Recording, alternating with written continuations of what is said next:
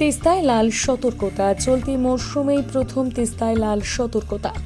জলস্তর বৃদ্ধি পাওয়ায় মেখলিগঞ্জ থেকে বাংলাদেশ পর্যন্ত এলাকায় লাল সতর্কতা জারি করা হয়েছে। সেচ দপ্তরের ফ্লাড কন্ট্রোল রুম সূত্রে এই খবর জানা গিয়েছে। জলপাইগুড়ি গাজলডোবা তিস্তা ব্যারেজ থেকে শুক্রবার সকাল 6টায় জল ছাড়ার পরিমাণ 1497.63 কিউমেক। তিস্তা সহ অন্যান্য নদীর জল বাড়ছে।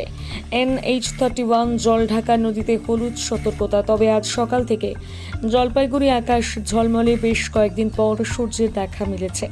জলপাইগুড়ি থেকে আবির ভট্টাচার্যের রিপোর্ট। ভালোই লাগছে।